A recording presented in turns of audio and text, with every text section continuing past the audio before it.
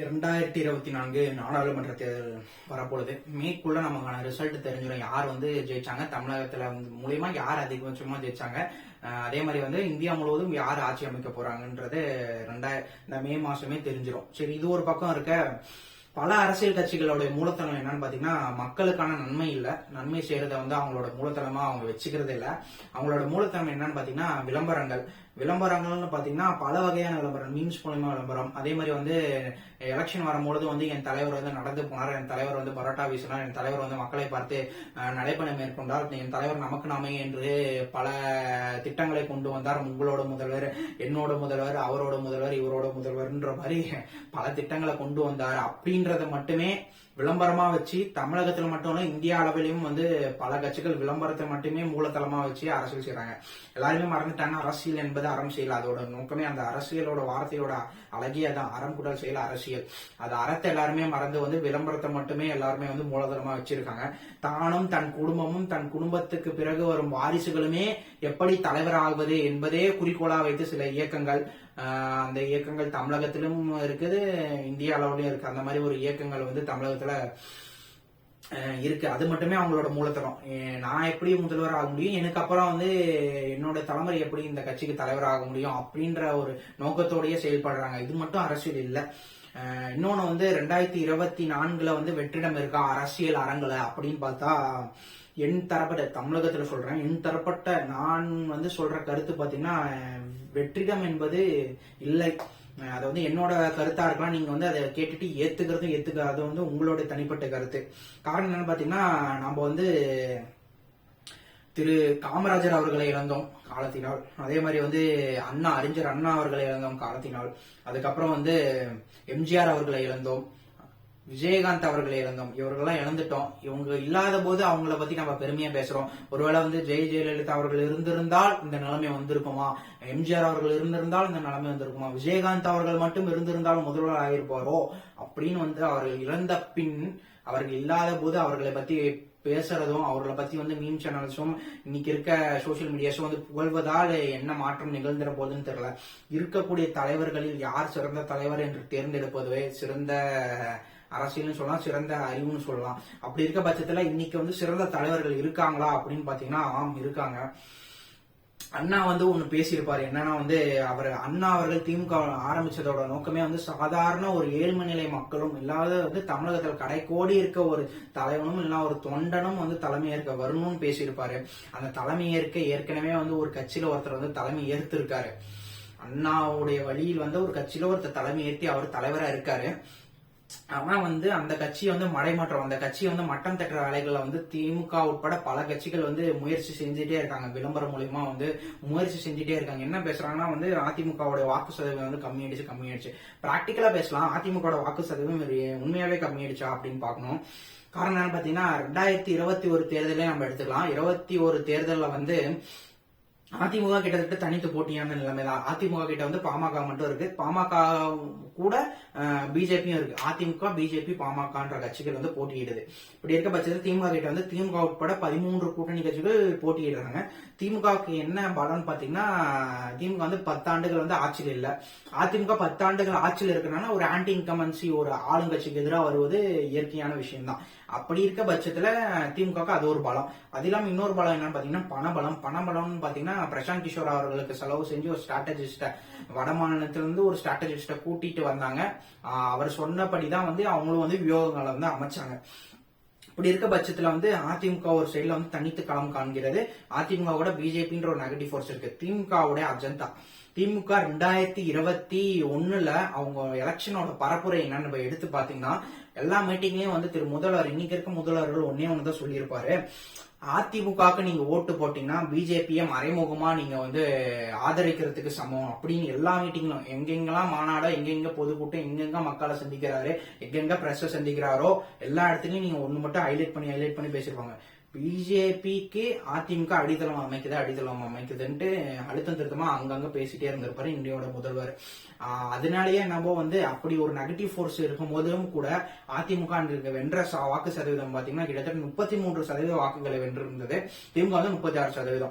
இவங்க 2 பேருக்குமான வித்தியாசம் வந்து கிட்டத்தட்ட 3%, 2 லட்சம் வாக்குகள் வித்தியாசத்துல மட்டும்தான் திமுக வந்து ஆட்சி கட்டில இன்னைக்கு அமர்ந்திருக்காங்க.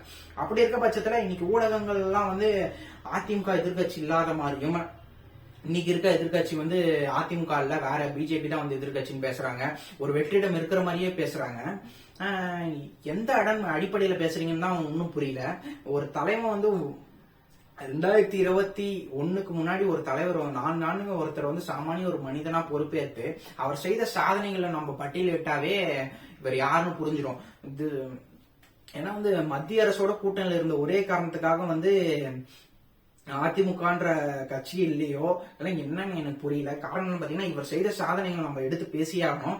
நீட்டை வந்து முதல்ல வந்து கையெழுத்து போட்டது ஏதோ அதிமுகன்ற பிம்பம் மாதிரியா உருவாக்கிட்டு இருக்காங்க இன்னைக்கு வரையும் திமுக. உண்மையா சொல்ல போனா நீட்டை யாரு கொண்டு வந்ததுன்னு வந்து சட்டப்பேரவையிலேயே பலமுறை வந்து எதிர்கட்சி தலைவர் பேசியிருக்காரு. நீட்டை கொண்டு வந்து திமுகவும் காங்கிரஸ் தான்.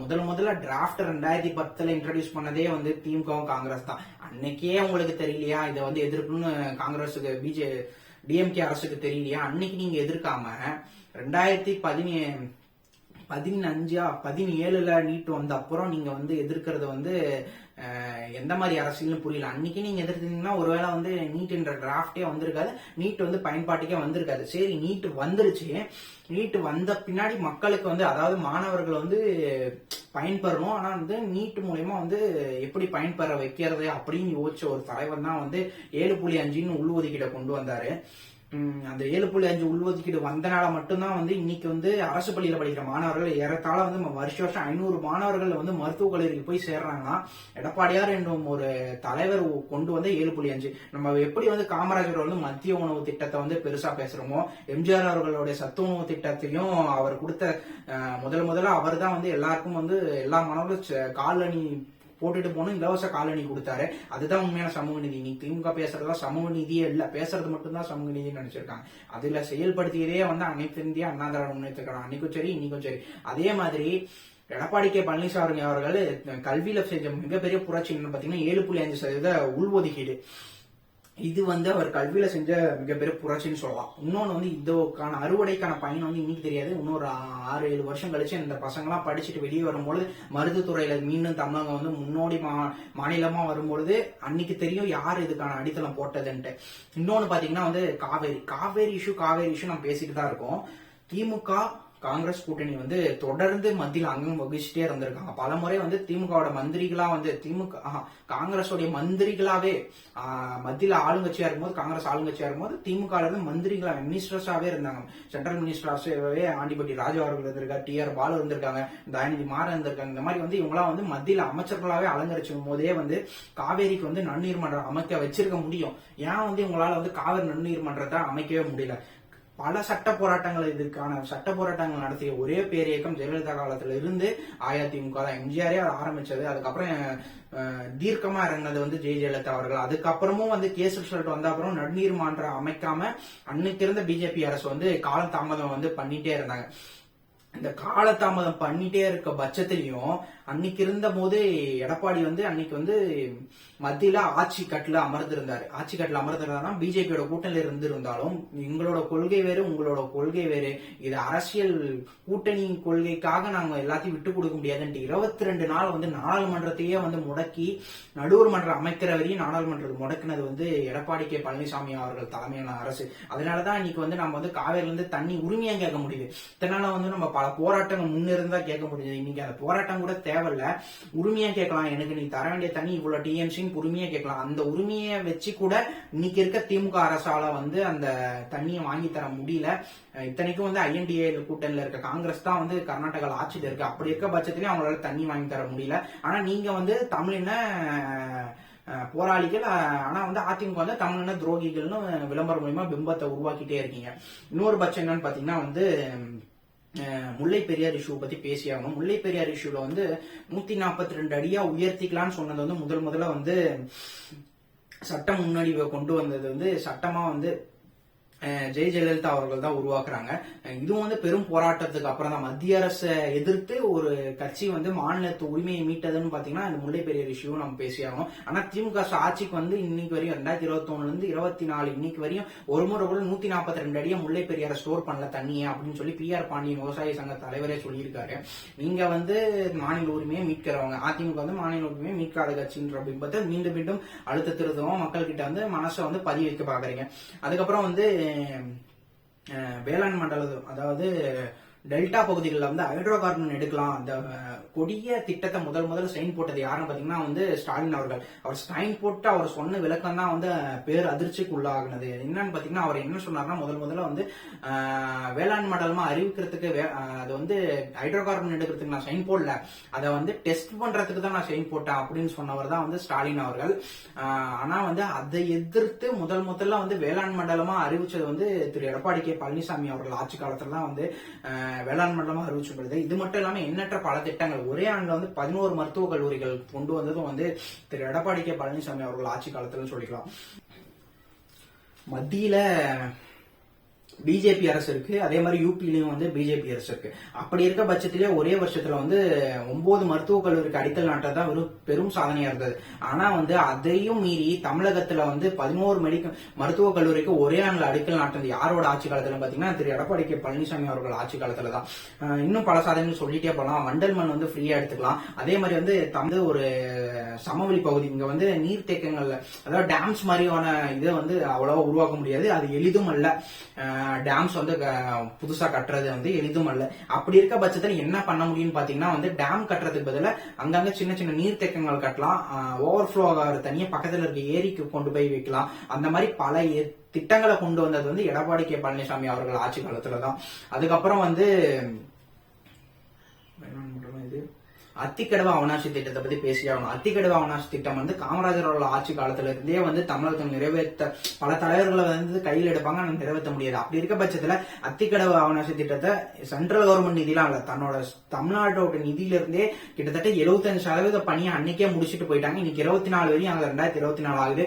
இன்னைக்கு வரையும் அத்திக்கடவு அவனாசி திட்டம் வந்து முழுமை பெறாத நிலையில இந்த அரசு தொடர்ந்துட்டே இருக்கு. என்ன அவங்களோட நோக்கமா இருக்குன்னா 2026 எலெக்ஷன் முன்னாடி நம்ம தரத வச்சா ஓட்டு வாங்கலாம்னு நினைக்கிறாங்க. அதெல்லாம் முடியாது. யாரு கொண்டு வந்தாங்க மக்களுக்கு எல்லாருக்குமே புரியும். அந்த மாதிரி வந்து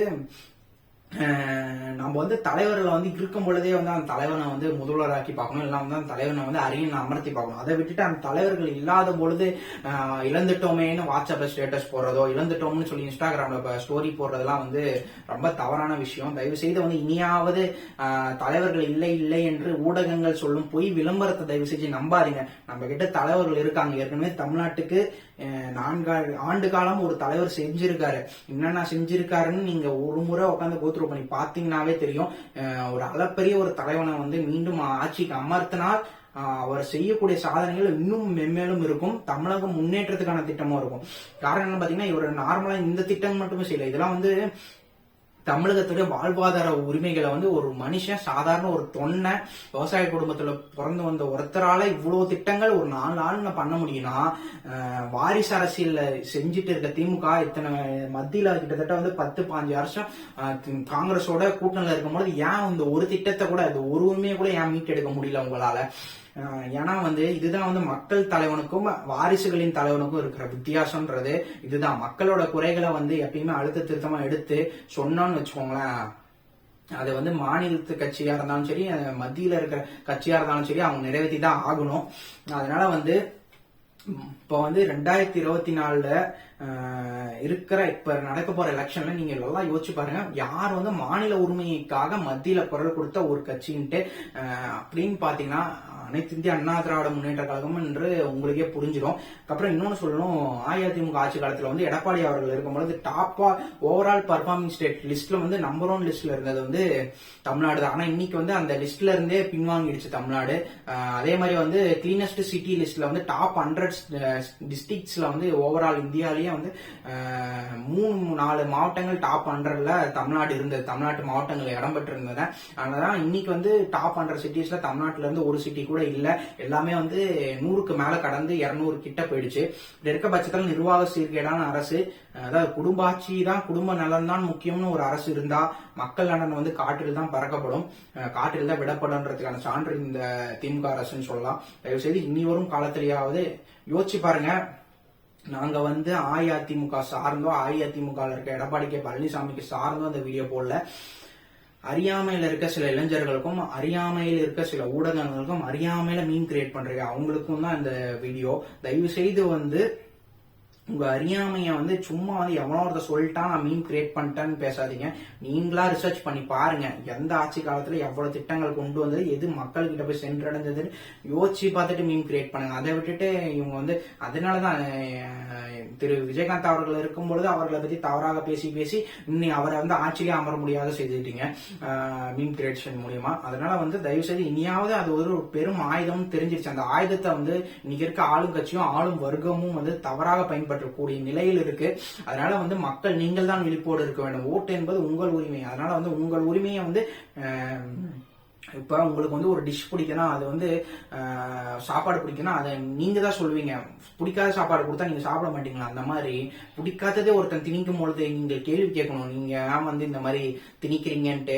தயவு செய்து இனி வரும் காலத்துல உங்கள் மனதை வென்ற தலைவர்களை வாக்களிங்க. இன்னைக்கு இருக்க தலைவர்களே வந்து தமிழகத்தை காக்கக்கூடிய தலைவர்கள்லாம் இருக்காங்க ரேஸ்ல. தயவு செய்து அதனால வந்து 2024 தேர்தலில் வாக்களிக்கணும்னு ஒரு யோசிச்சு பார்த்துட்டு வாக்களிங்கன்னு சொல்லி இந்த வீடியோ முடிச்சுக்க. நன்றி.